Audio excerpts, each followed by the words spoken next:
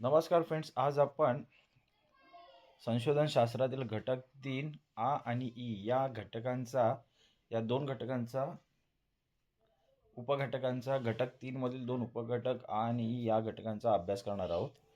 तर घटक 3 आ साहित्य संशोधन, भाषाशास्त्र व बोली यांचा अभ्यास. दीर्घ प्रश्नोत्तरी आलेल्या प्रश्न उत्तर स्वरूपात आपण घटक पाहणार आहोत. प्रश्न पहिला, साहित्य संशोधनासाठी आवश्यक असलेले अभ्यासाचे 4 प्रतिसाद स्तर स्पष्ट करा. प्रश्न काय? साहित्य संशोधनासाठी आवश्यक असलेले अभ्यासाचे 4 प्रतिसाद स्तर स्पष्ट करा. साहित्याच्या संशोधनासाठी एका संवेदनशील अभ्यासकाची गरज असते. काय? साहित्याच्या संशोधनासाठी एका संवेदनशील अभ्यासाची गरज असते, जो साहित्य कृतीला 4 पातळ्यांवर प्रतिसाद देतो. एक कृतीलक्ष अभ्यास, वाचन, त्याच्यात वाचन येतं. यात प्रत्यक्ष साहित्यकृतीचे वाचन करणे आणि मजकुराशी परिचय साधणे अभिप्रेत असते. दुसरं आहे संवेदनात्मक बोधन, अनुभव घेणे. अभ्यासकाने साहित्यकृतीतील भावनिक आणि संवेदनात्मक पातळीवरचा अनुभव घेणे. तिसरं आहे आकलन पातळी, समजून घेणे. साहित्यकृतीच्या आशयाचे, कलात्मकतेचे तर्कशुद्ध आकलन करणे. आणि चौथा आहे मूल्यमापनात्मक पातळी, म्हणजे अभिप्राय. कलाकृतीवरील मूल्याधिष्ठित, तटस्थ आणि वस्तुनिष्ठ अभिप्राय देणे, मत देणे, आपलं मत नोंदवणे. तर ह्या 4 पातळ्या आहेत. कृतीलक्ष पातळी, कृतीलक्ष अभ्यास म्हणजे वाचन करणे. नंतर मग संवेदनात्मक बोधन, वाचन केल्यानंतर अनुभव घेणे. नंतर मग आकलन पातळी, समजून घेणे. आणि नंतर मग मूल्यमापन करणे. तर या 4 गोष्टीतून, या 4 स्तरावरून साहित्य संशोधनाचे अभ्यास केला जातो. प्रश्न 2, साहित्य संशोधनातील वस्तुनिष्ठतेचे महत्त्व स्पष्ट करून परिवर्तनशील साहित्य प्रकार आणि बहुसंस्कृतीचा संशोधनावर होणारा परिणाम स्पष्ट करा. काय म्हटलेलं आहे प्रश्न? साहित्य संशोधनातील निष्ठतेचे महत्त्व स्पष्ट करून परिवर्तनशील साहित्य प्रकार आणि बहुसंस्कृतीचा संशोधनावर होणारा परिणाम स्पष्ट करा. वस्तुनिष्ठतेचे महत्त्व, निष्ठतेचे महत्त्व काय आहे? तर साहित्याचा अभ्यास केवळ भावनात्मकतेवर आधारित न ठेवता त्याला विज्ञानाची जोड देऊन वस्तुनिष्ठ अभ्यास करणे महत्त्वाचे आहे. भावनात्मकता व वस्तुनिष्ठता यांचा योग्य सुवर्णमध्य साधल्यास संशोधनाची गुणवत्ता वाढते आणि ते अधिक विश्वसनीय ठरते. काय म्हटलेलं आहे? वस्तुनिष्ठतेचे महत्त्व काय आहे? तर साहित्याचा अभ्यास केवळ भावनात्मकतेवर आधारित न ठेवता त्याला विज्ञानाची जोड देऊन वस्तुनिष्ठ अभ्यास करणे महत्त्वाचे आहे. भावनात्मकता आणि वस्तुनिष्ठता यांचा योग्य सुवर्णमध्य साधल्यास संशोधनाची गुणवत्ता वाढते आणि ते अधिक विश्वसनीय ठरते. परिवर्तनशील साहित्य प्रकार व बहुसंस्कृती. साहित्य प्रकार हे सतत परिवर्तनशील असतात, जे परिस्थिती, शिक्षण आणि मानवी स्वभाव यांवर अवलंबून असतात. संशोधकांनी या बदलांचा विचार करणे आवश्यक आहे. तसेच बहुसांस्कृतिकतेचा आणि आंतर सांस्कृतिक संबंधांचा अभ्यास करणे महत्त्वाचे आहे, कारण यामुळे संशोधनाचा दृष्टिक्षेप अधिक व्यापक होतो.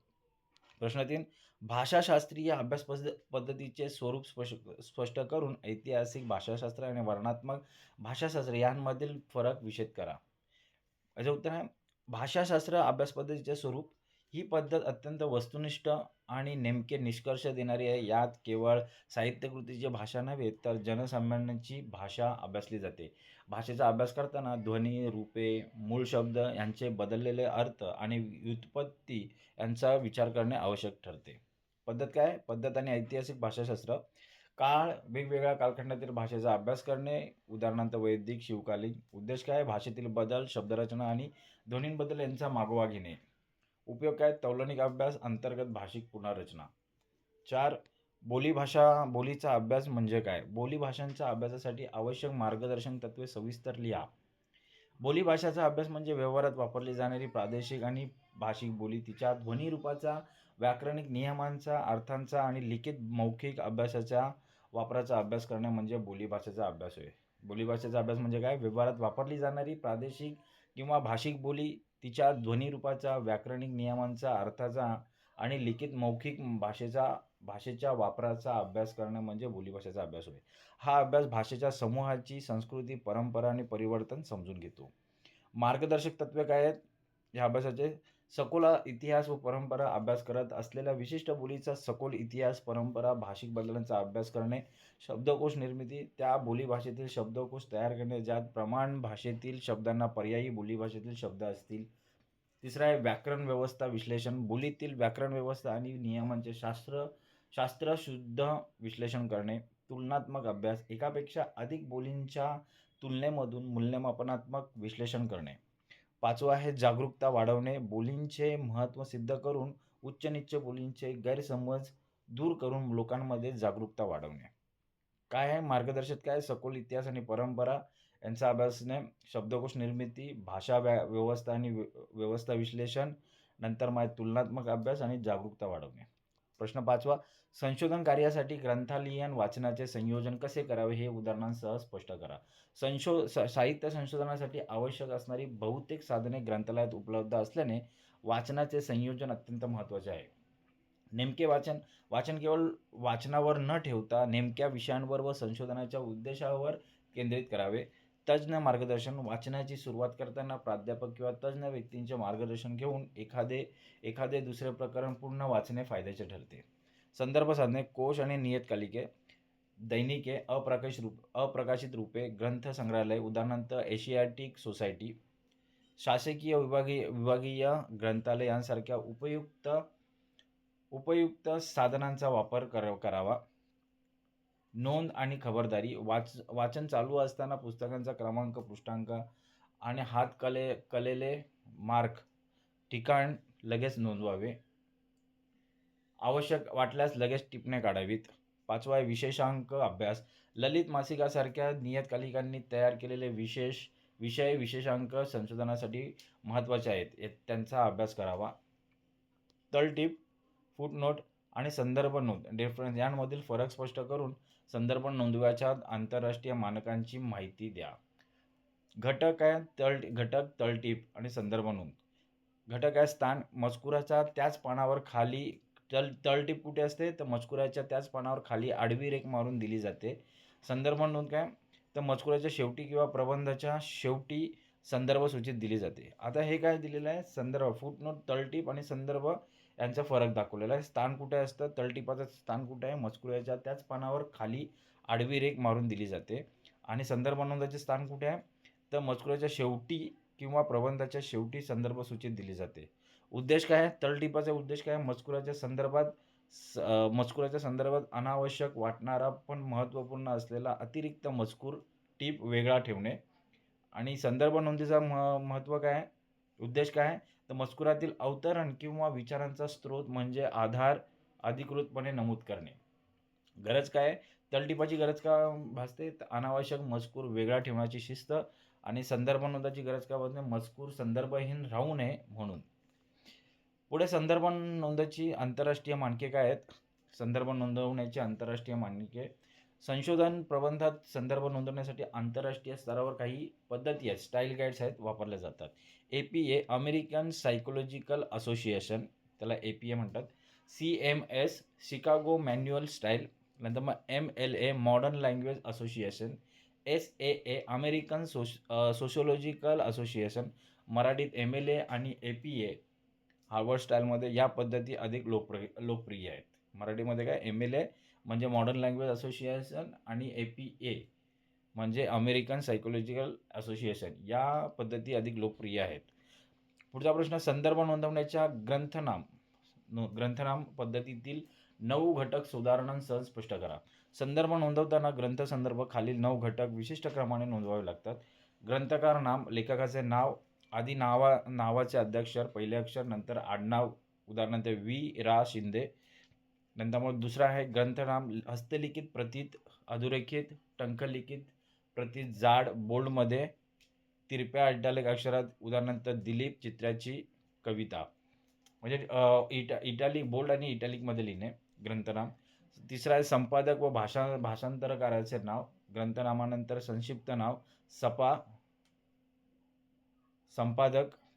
संपादक म्हणून किंवा अनु किंवा भा, उदाहरणार्थ सपा रणधीर शिंदे असा. संपादक रणधीर शिंदेचा सपा शॉर्ट फॉर्म. चौथा आहे आवृत्तीचा उल्लेख. एकापेक्षा अधिक आवृत्ती आल्यास आवृत्ती आल्यास संक्षिप्त उल्लेख, उदाहरणार्थ प्रथम आवृत्ती, सुधारित आवृत्ती असं. 5वं आहे प्रसिद्ध स्थळ, ग्रंथ जेथून प्रकाशित झाला आहे त्या गावाचे नाव, उदाहरणार्थ मुंबई, पुणे. नंतर मग प्रकाश नाम, संशोधन प्रबंधात प्रकाशाचे नाव द्यावे, उदाहरणार्थ पॉप्युलर प्रकाशन.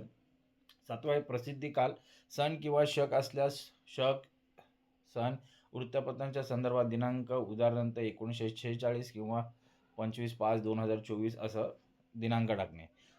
8वं आहे खंडांचा अंक, आवश्यक असल्यास खंड क्रमांक द्यावा, उदाहरणार्थ खंड 13.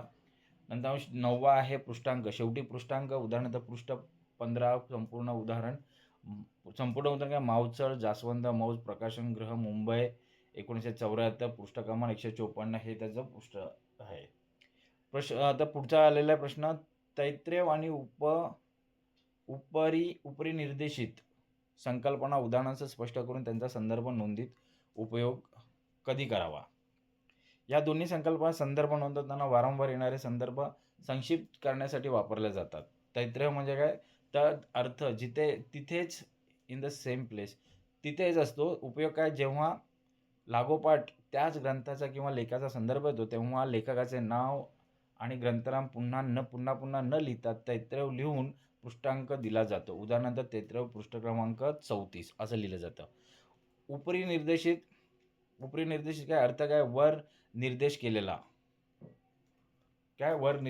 उपयोग काय, जेव्हा त्याच ग्रंथाचा संदर्भ मध्ये दुसऱ्या ग्रंथाचा संदर्भ आल्यानंतर पुन्हा येतो तेव्हा तैत्रेय चालत नाही. अशा वेळी लेखकाचे नाव लिहून उन्नी म्हणजे उपरी निर्देशक असं लिहून पृष्ठांक लिहावा. उदाहरणार्थ रमेश तेंडुलकर उन्नी, पृष्ठ क्रमांक 3, म्हणजे रमेश तेंडुलकरांच्या ग्रंथाचा संदर्भ मध्ये दुसऱ्या ग्रंथाच्या संदर्भानंतर पुन्हा आला. 9वा प्रश्न, संशोधन प्रबंधासाठी आवश्यक असलेले विषयसूची आणि वर्णानुक्रम पद्धतीचे महत्त्व स्पष्ट करा. विषयसूची काय, इंडेक्स. महत्त्व काय, विषयसूची म्हणजे इंडेक्स ही संशोधन सादरीकरणातील एक महत्त्वाची पायरी आहे. अभ्यासकांना, परीक्षकांना आणि सामान्य लोकांना विशिष्ट माहिती किंवा संदर्भ वारंवार पाहावे लागतात, यासाठी ती तयार केली जाते. समावेश काय, यात संज्ञा, संकल्पना, ग्रंथनामे, संस्थानामे इत्यादींची सूची करून ते कोणत्या पृष्ठावर आहेत हे दर्शवतात. प्रबंधाच्या शिस्तीचा हा एक महत्त्वाचा भाग आहे. वर्णानुक्रम, अल्फाबेटिकल ऑर्डर. महत्त्व काय, वर्णानुक्रमाचं महत्त्व, अल्फाबेटिकल ऑर्डरचं महत्त्व काय, संदर्भसूची, विषयसूची, कोष्टके इत्यादी वर्णानुक्रमे देणे बंधनकारक असते, ज्यामुळे माहितीची मांडणी व्यवस्थित होते आणि ती लगेच शोधता येते. मराठीतील नियम काय, मराठीतील वर्णमालेतील आवृत्ती संस्कृताला धरून असावी. ळ, क्ष, ज्ञ ही वर्ण स्वतंत्र मानून ह नंतर दिली जातात. अम हा या उच्चारास स्वतंत्र मान्यता असून ती अ नंतर येते. उदाहरणार्थ अंक, अंत, आणि हे मराठीत मान्यता पावलेले स्वनिम आहेत. प्रश्न 10, साहित्य संशोधनातील आवश्यक असलेले साधनांचे रेफरन्स मटेरियल्स वर्गीकरण करून प्रत्येक वर्गाची उदाहरणे लिहा. संशोधनासाठी योग्य साधनांचा उपयोग करणे वेळेची बचत करते. ही साधने खालीलप्रमाणे वर्गीकृत केली जातात. शासकीय शासनेतर अभिलेखागारे, आर्काइव्ह्ज, उदाहरणार्थ दिल्ली, जयपूर, हैदराबाद येथील अभिलेखागारे, भारत इतिहास संशोधन मंडळ पुणे, राजवाडे इतिहास संशोधन मंडळ धुळे. नंतर मग दुसरा आहे वस्तू संग्रहालय, म्युझियम्स, नाणे संग्रहालय, उदाहरणे Salarjung museum Hyderabad, prince of Wales museum Mumbai, Trimbakeshwar नाणे संग्रहालय.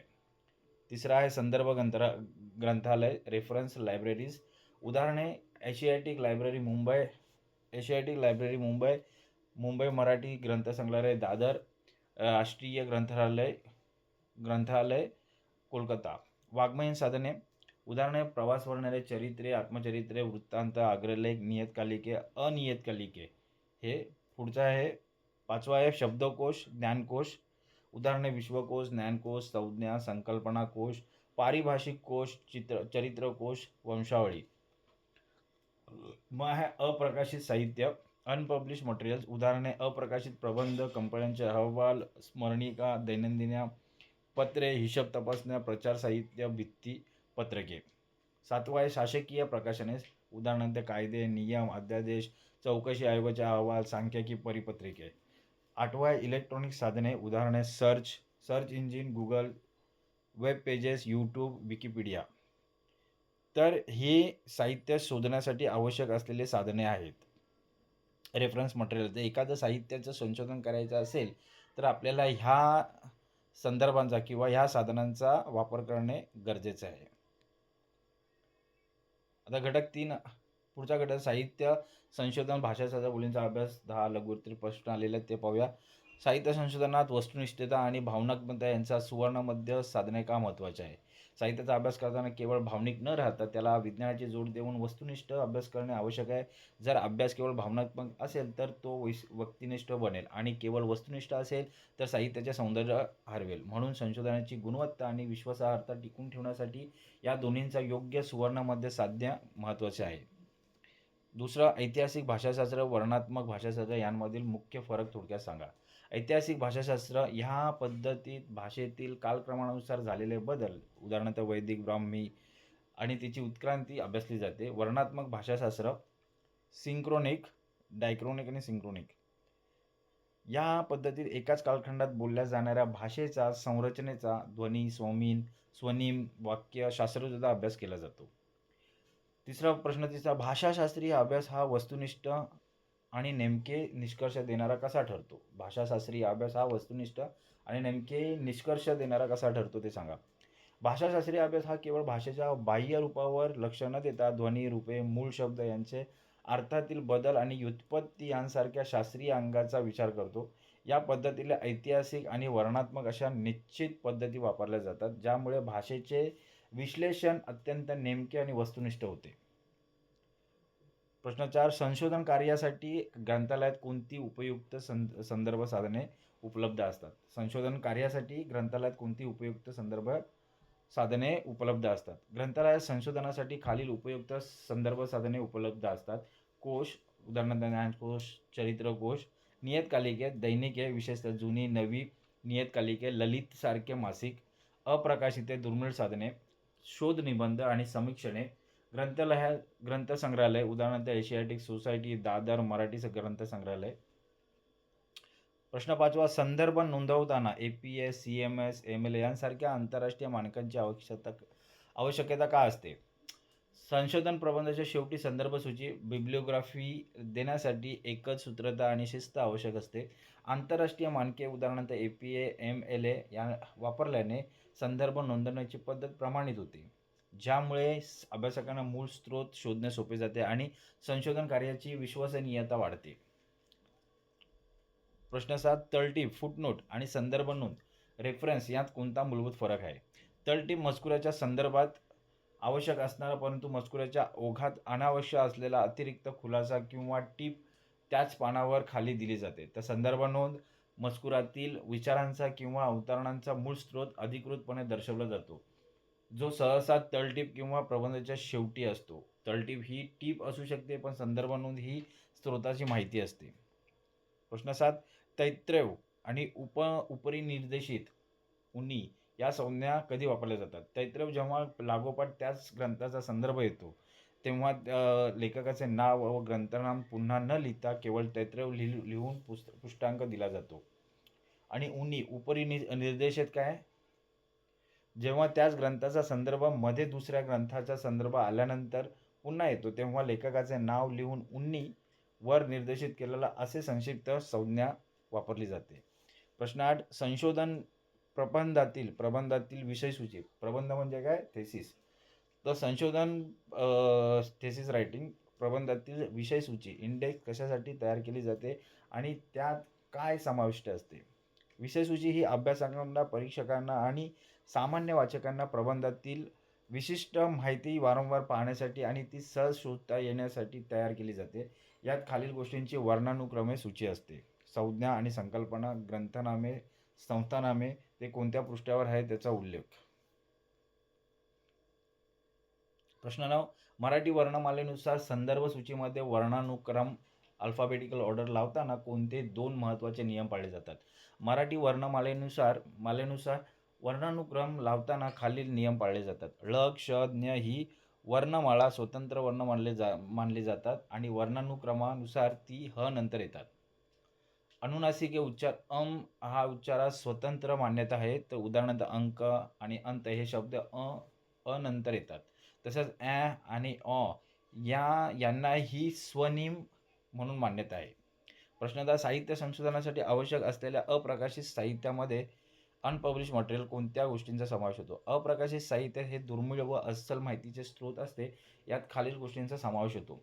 अप्रकाशित प्रबंध अप्रकाशित प्रबंध, कंपनी संस्थांच्या अहवाल, स्मरणिका, गौरविका, दैनंदिन डायरीज व पत्रे, निवडणुकीचे जाहिरात पत्रे, भित्तिपत्रिके, सभांचे इतिवृत्त, मिनिट्स आणि हिशोब तपासण्या, प्रतिमा, अवशेष, अनुभवपत्रके.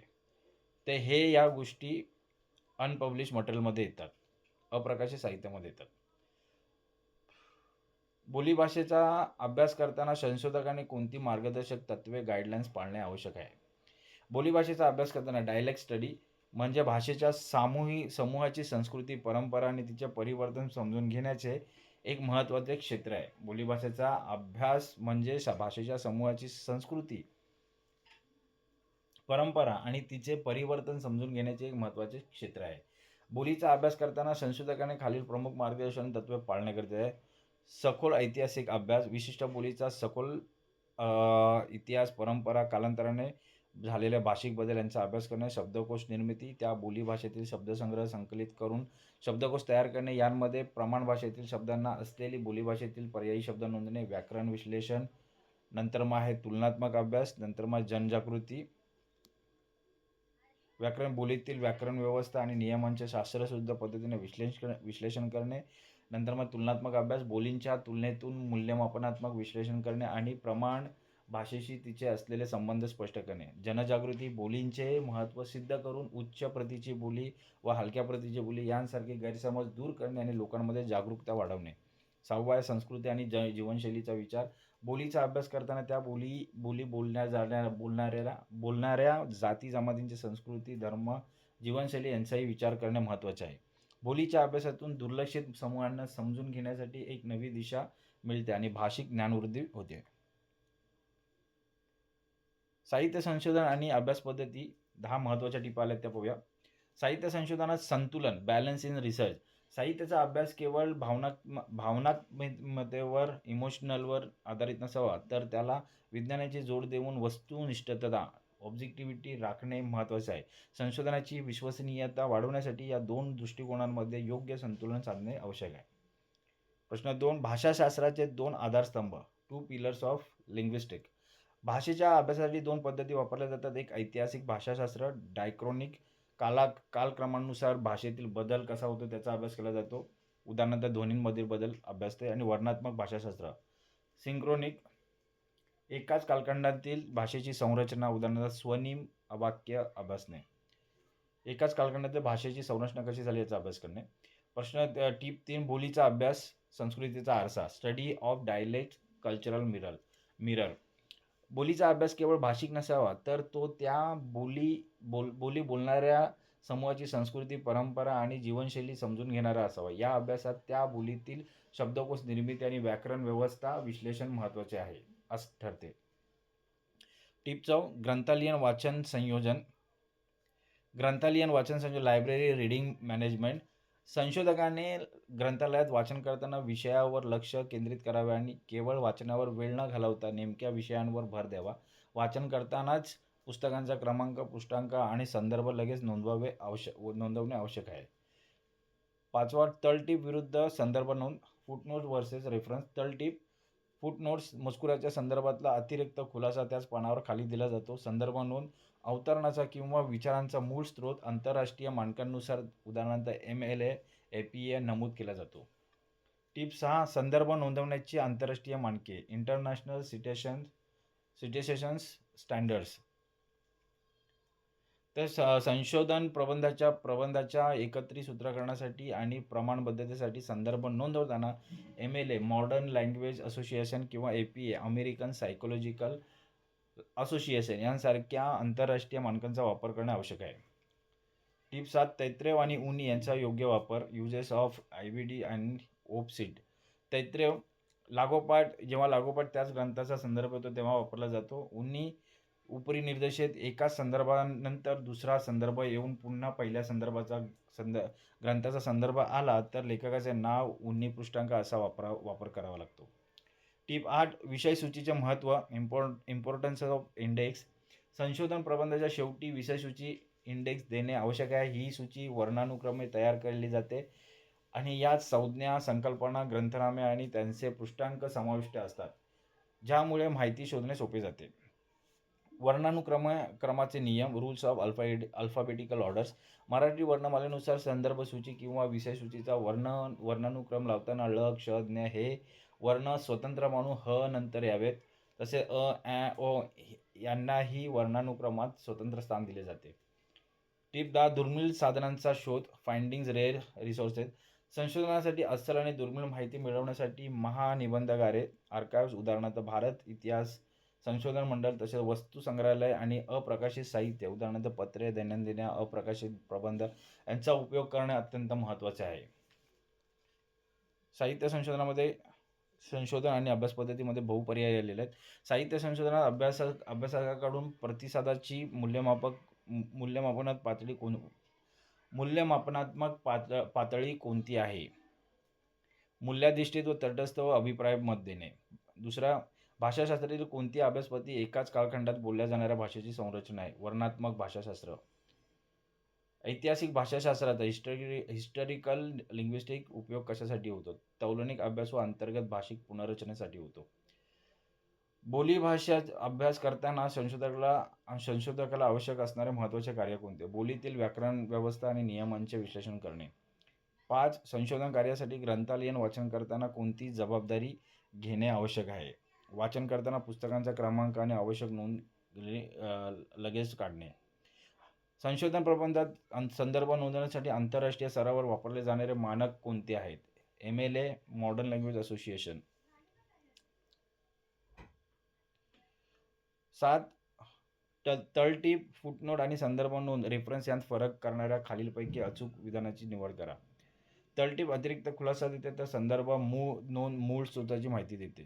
8 लागोपाठ एकाच ग्रंथात संदर्भ आला असता लेखकाचे नाव आणि गंधर्व पुन्हा न लिहिता कोणती संज्ञा वापरतात. तैत्रेय. संशोधन प्रबंधातील विषय सूची इंडेक्स कशाची वर्णानुक्रमे सूची दर्शवते. संज्ञा, संकल्पना, ग्रंथनामे आणि त्यांचे पृष्ठांक. 10 मराठी वर्णमालेनुसार संदर्भ सूचीचा वर्णानुक्रम लावताना ळ, क्ष, ज्ञ हे कोणानंतर येतात. ह नंतर येतात. आता दीर्घोत्तरी प्रश्न आले ते पाहूया पटकन. साहित्याचे संशोधन आणि शास्त्रीय संशोधन यातील फरक सांगून साहित्य संशोधनातील अभ्यास पद्धतीचे महत्त्व स्पष्ट करा. साहित्य संशोधन आणि शास्त्रीय संशोधन यांमध्ये मूलभूत फरक आहेत. शास्त्रीय संशोधन हे पूर्णतः वस्तुनिष्ठ असते तर विज्ञानाच्या नियमांवर आधारित असते. याउलट साहित्याचे संशोधन हा एक गूढ विषय आहे, ज्यात मानवी अनुभव, भावना आणि सर्जनशीलता यांचा समावेश होतो. फरक काय. साहित्य संशोधन यात भावनात्मक, इमोशनॅलिटी आणि वस्तुनिष्ठता, ऑब्जेक्टिव्हिटी यांचा सुवर्णमध्य साधणे आवश्यक असते. साहित्याच्या अभ्यासात केवळ भावनिकता न ठेवता त्याला विज्ञानाची जोड देऊन वस्तुनिष्ठ अभ्यास करणे गरजेचे आहे.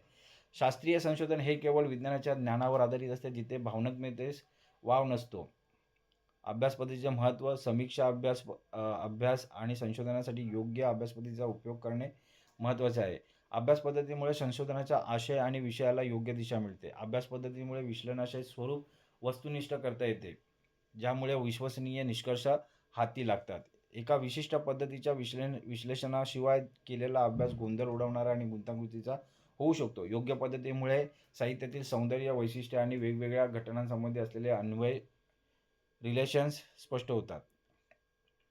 प्रश्न 2 ग्रंथकार अभ्यास पद्धतीचे स्वरूप विशद करा. या प्रश्नाचे थेट उत्तर दिलेले आहे. तर ग्रंथाशी संबंधित खालीलप्रमाणे काही ग्रंथसंबंध नोंदवण्याच्या पद्धती दिलेल्या आहेत. ग्रंथसंदर्भ नोंदवण्याचे स्वरूप कसे आहे. APA MLA. ग्रंथकार अभ्यास पद्धतीमध्ये ग्रंथाचे संदर्भ आणि नोंदी कशाप्रकारे दिले जातात हे पाहणे महत्त्वाचे आहे. संशोधन प्रबंधात ग्रंथकार, लेखक, ग्रंथाचे नाव, आवृत्ती, प्रसिद्ध स्थळ, प्रकाशक आणि प्रसिद्धीकाल यांचा उल्लेख विशिष्ट क्रमाने करावा लागतो. ग्रंथकार नाम आधी नावाचे अध्यक्ष, नंतर आडनाव, उदाहरणार्थ वीरा शिंदे. ग्रंथनाम हस्तलिखित प्रतीत, अधोरेखित, टंकलिखित प्रतीत, इटॅलिक आणि बोल्ड अक्षरात लिहावे. आवृत्तीचे उल्लेख, उदाहरणार्थ प्रथम आवृत्ती. प्रसिद्धी स्थळ, प्रकाशनाम, प्रसिद्धीकाल आणि शेवटी पृष्ठांक असं लिहावे.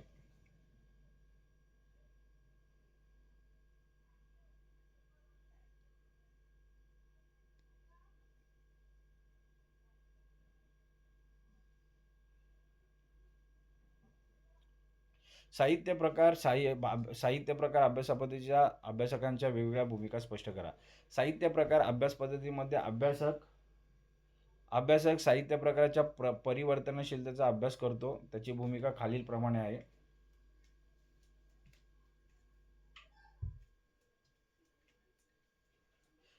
परिवर्तनशीलतेचा अभ्यास. साहित्य प्रकार हे सतत परिवर्तनशील चेंजिंग असतात. अभ्यासक साहित्य प्रकार परिस्थिती, शैक्षणिक वातावरण, मानवी स्वभाव आणि परंपरा यांवर कसे आधारित आहे याचा अभ्यास करतो.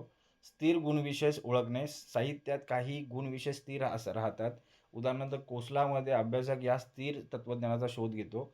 बहुसंस्कृतीचा विचार. अभ्यासक सांस्कृतिकता आणि आंतरसांस्कृतिक संबंध साहित्यात कसे जोडले गेले आहेत याचा अभ्यास करतो आणि साहित्याकडे व्यापक दृष्टीने पाहणे अपेक्षित असते. एका साहित्यकृतीचा अभ्यास ग्रंथकार अभ्यास पद्धतीपेक्षा कोणत्या कारणांमुळे निराळा होतोय ते सांगा. एका साहित्यकृतीचा अभ्यास ग्रंथकार अभ्यास पद्धतीपेक्षा कोणत्या कारणामुळे होतो ते सांगा. ग्रंथकार अभ्यास पद्धती ही प्रामुख्याने लेखक केंद्री ऑथर सेंट्रिक असते, जी लेखकाचे जीवन, त्याचा दृष्टिकोन आणि त्याच्या साहित्याशी असलेले संबंध यांवर भर देते. एका साहित्यकृतीचा अभ्यास मात्र ग्रंथकार अभ्यास पद्धतीपेक्षा खालील कारणांमुळे निराळा होतो. तटस्थता, वस्तुनिष्ठता. साहित्यकृतीचा अभ्यास करताना संशोधक तटस्थ राहून साहित्यकृतीमधील वेगवेगळ्या घटकांकडे पाहतो. तसेच भावनात्मकता आणि वस्तुनिष्ठता यांचा सुवर्णमध्य साधतो. प्रतिसादाचे स्तर. साहित्यकृतीचा अभ्यास अभ्यासाकडून कृतीलक्ष अभ्यास, संवेदनात्मक, बोधन, आकलन पातळी आणि मूल्यमापनात्मक पातळी यांसारख्या 4 प्रकारांचे प्रतिसाद व्यक्त होतात. हे केवळ ग्रंथकार अभ्यासात आवश्यक नसतात. कलाकृतीचे आकलन. केवळ लेखकाच्या जीवनावर लक्ष न देता अभ्यासक कलाकृतींचे आकलन आणि तिच्यातील आशय, रचना, भाषिक सौंदर्य यांसारख्या अंतर्गत घटकांवर भर देतो. लघुत्तरी प्रश्न आलेत. ग्रंथकार अभ्यास पद्धती का प्रिय झाली ते सांगा. तुम्ही दिल तथापि ग्रंथकार अभ्यास तळटीप, संदर्भ, नोंद, संदर्भ यांसारख्या पद्धती प्रिय झाल्या, कारण या पद्धतीमुळे संशोधनाच्या मजकुरातील अनावश्यक मजकूर वेगळा ठेवण्याची शिस्त निर्माण झाली. संशोधनाच्या प्रामाणिकतेसाठी संदर्भ नोंदींच्या आंतरराष्ट्रीय मानके MLA APA स्वीकारले गेले, ज्यामुळे संशोधनाची गुणवत्ता सुनिश्चित झाली. यामुळे सोर्स नेमकेपणाने नमूद करता आले. साहित्य भाषा पद्धतीच्या अडचणी सांगा. तर व्यक्तिनिष्ठेकडे झुकणे. अभ्यास करत असताना केवळ भावनात्मकतेचा आधार घेतल्यास तो अभ्यास व्यक्तिनिष्ठेकडे झुकू शकतो. गोंधळ आणि गुंतागुंत. कोणत्याही एका अभ्यासपद्धतीच्या विश्लेषणाशिवाय केलेला अभ्यास गोंधळ उडवणारा, गुंतागुंतीचा होऊ शकतो. वस्तुनिष्ठेचा अभाव. जर अभ्यासकाने वस्तुनिष्ठ महत्त्व दिले तर प्राप्त झालेले निष्कर्ष विश्वसनीय ठरत नाहीत. तर मित्र, आज आपण इथे हा घटक संपवलेला आहे. या घटकाचा चांगला आकलन करण्यासाठी तुम्ही हा व्हिडिओ वारंवार पहा, जेणेकरून या घटकाचे मुद्दे तुम्हाला चांगल्या प्रकारे समजतील. तर आज आपण इथेच थांबूया. धन्यवाद.